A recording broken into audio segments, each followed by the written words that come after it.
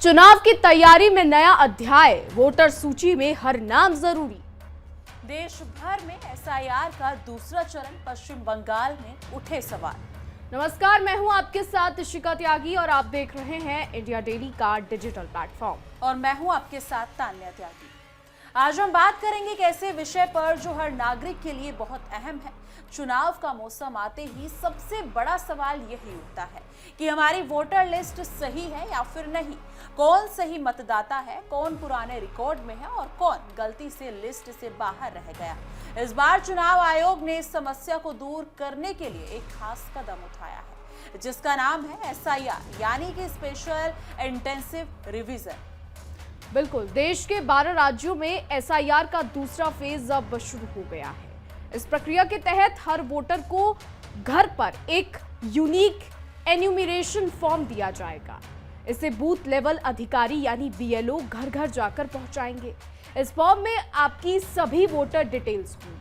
ये कदम इसलिए उठाया गया है ताकि वोटर सूची में कोई त्रुटि न रहे और हर नागरिक अपने अधिकार का सही इस्तेमाल कर सके। बिल्कुल, देश के उन राज्यों में ये प्रक्रिया चल रही है जिनमें पश्चिम बंगाल, केरल, तमिलनाडु, पुडुचेरी, उत्तर प्रदेश, राजस्थान, गोवा, छत्तीसगढ़ और लक्षद्वीप, गुजरात, मध्य प्रदेश और अंडमान निकोबार द्वीप समूह शामिल हैं। इन राज्यों में मतदान और वोटर लिस्ट को अपडेट करने की प्रक्रिया को बेहद गंभीरता से लिया जा रहा है। हालांकि इस बीच आपको ये भी बता दें कि पश्चिम बंगाल में इस प्रक्रिया में लापरवाही के कुछ मामले सामने आए हैं। जी हां, राज्य के मुख्य निर्वाचन अधिकारी ने कई बीएलओस को चेतावनी जारी की है।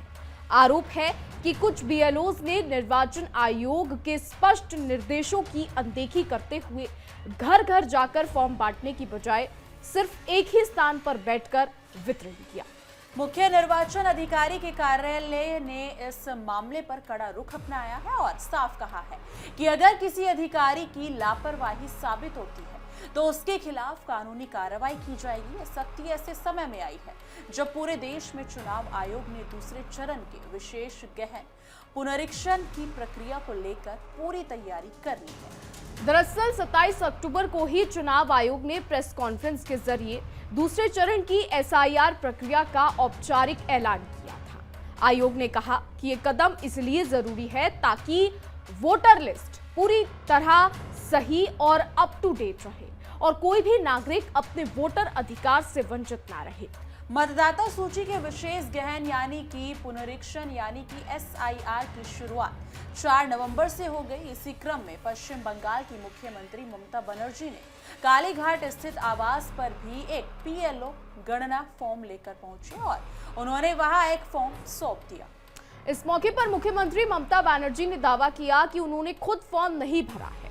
उन्होंने साफ कहा कि जब तक बंगाल का हर व्यक्ति फॉर्म नहीं भर लेता तब तक वो खुद फॉर्म नहीं भरेंगी। इस बयान के कई सियासी मायने निकाले जा रहे हैं। ममता बनर्जी ने जो इस तरीके का बयान दिया है उसके कई सियासी मायने निकाले जा रहे हैं। 4 नवंबर को ही मुख्यमंत्री ममता बनर्जी ने इसके विरोध में कोलकाता में एक रैली भी निकाली। उन्होंने इस रैली में मतदाता सूची के विशेष गहन यानी कि पुनरीक्षण प्रक्रिया के कुछ पहलुओं पर सवाल उठाए।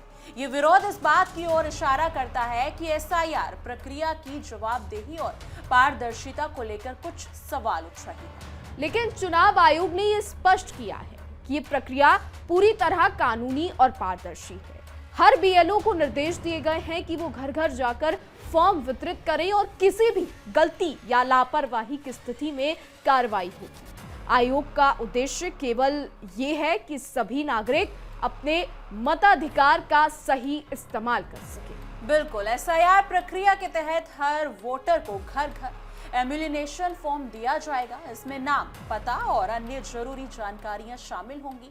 यदि कोई व्यक्ति फॉर्म प्राप्त नहीं करता है और उसमें किसी भी तरह की गलती पाई जाती है तो उसे तत्काल बीएलओ या निर्वाचन कार्यालय को सूचित करना होगा। ये प्रक्रिया मतदाता सूची को सही बनाने का सबसे असरदार तरीका मानी जा रही है। लेकिन पश्चिम बंगाल में ये मामला इसलिए ज्यादा सुर्खियों में है क्योंकि यहाँ कुछ बीएलओज ने निर्देशों की अनदेखी की, जैसा कि हमने आपको पहले बताया।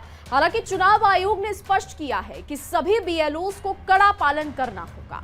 अगर कोई भी अधिकारी नियमों का उल्लंघन करता है तो उसके खिलाफ सख्त कार्रवाई की जाएगी। देश भर में एसआईआर का दूसरा चरण तेजी से जारी है। चुनाव आयोग का कहना है कि ये कदम मतदाता सूची को अपडेट करने और सभी नागरिकों को अपने अधिकार का सही इस्तेमाल करने का अवसर देने के लिए उठाया गया है। इससे मतदान प्रक्रिया अधिक पारदर्शी और प्रभावी होगी। आपको बता दें, मुख्यमंत्री ममता बनर्जी के विरोध के बावजूद चुनाव आयोग ने यह भी कहा है कि प्रक्रिया पूरी तरह वैधानिक और जरूरी है।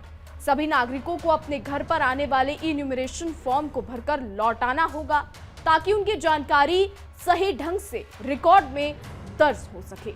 इस पूरे मामले में जनता की भागीदारी बेहद जरूरी है। यानी कि चुनाव आयोग ने बार बार कहा है कि वोटर सूची में सुधार केवल तभी संभव है जब हर नागरिक सक्रिय रूप से इसमें हिस्सा ले। एसआईआर प्रक्रिया का उद्देश्य यही है कि कोई भी नागरिक अपने मताधिकार से वंचित ना रहे।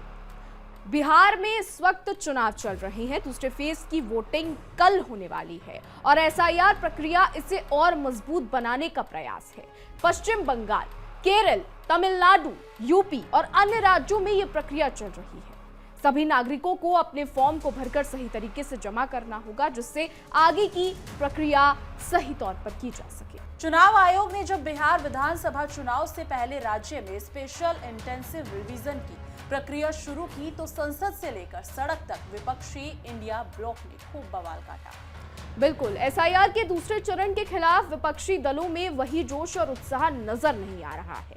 जिन राज्यों में अगले साल विधानसभा चुनाव होने हैं वहां भी विपक्षी के जो कुनबे हैं यानी तमिलनाडु को छोड़कर इस मुद्दे पर कहीं भी एकजुटता नजर नहीं आ रही है। रिपोर्ट के अनुसार विपक्षी दलों को बिहार में एसआईआर के दौरान जो कानूनी और राजनीतिक अनुभव हासिल हुआ और कई चुनावी राज्यों में इनके बीच आपस में ही जो तकड़ा संघर्ष रहा है और अभी कोई संसद का सत्र भी नहीं है, इस वजह से एसआईआर के खिलाफ वो पहले की तरह मुखर नहीं हो पा रहे हैं। सबसे बड़ी बात यह है कि बिहार में इतना हो हल्ला करने के बाद भी ना तो मतदाताओं पर असर इसका कोई नजर आ रहा है और ना ही इसके खिलाफ कोई बड़ा कानूनी डंडा ही चल रहा है।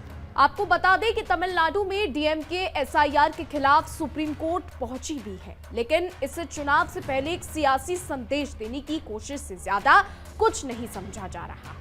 बंगाल में जहां टीएमसी एसआईआर के खिलाफ आक्रामक बयानबाजी कर रही है, वहीं कुछ चीजें हल्की पड़ती नजर आ रही हैं। ममता बनर्जी एसआईआर का विरोध कर रही हैं। तमिलनाडु में भी एसआईआर को लेकर काफी सारी चीजें कही जा रही हैं, लेकिन चुनाव आयोग का साफ कहना है कि एसआईआर सभी लोगों की मतदान के लिए है। सभी लोग अच्छे से मतदान करें, कोई मतदान से बाहर ना हो, उसके लिए एसआईआर है। चुनाव आयोग ने अपनी प्रेस कॉन्फ्रेंस में भी और वैसे भी इन चीजों को साफ कहा है, लेकिन विपक्ष जो है वो लगातार एसआईआर को लेकर बयान देता नजर आ रहा है। कभी विपक्ष के कई नेता बिहार को लेकर भी, जो बिहार में चुनाव हो रहे हैं उसको लेकर भी एसआईआर को लेकर बयान देते नजर आ रहे हैं। फिलहाल बिहार में कल सेकंड फेज की वोटिंग है और अब देखना दिलचस्प होगा कि क्या आंकड़े सामने आते हैं, क्या कुछ होगा। और सबसे ज्यादा दिलचस्प होगा बिहार चुनाव का वो रिजल्ट देखना जो 14 तारीख को आने वाला है। आपको सबसे तेज नतीजे देखने को मिलेंगे सिर्फ और सिर्फ इंडिया डेली के डिजिटल प्लेटफॉर्म पर, तो जुड़े रहिए हमारे साथ, लेकर आते रहेंगे आपके लिए इस पर हर एक अपडेट। फिलहाल हमारी आज की रिपोर्ट में बस इतना ही। आपकी इस पर क्या राय है हमें कमेंट के जरिए जरूर बताइएगा और ऐसी ही देश और दुनिया की तमाम बड़ी खबरें जानने के लिए देखते रहिए इंडिया डेली और हमारा खास शो तहकीकात, हर खबर की तह तक।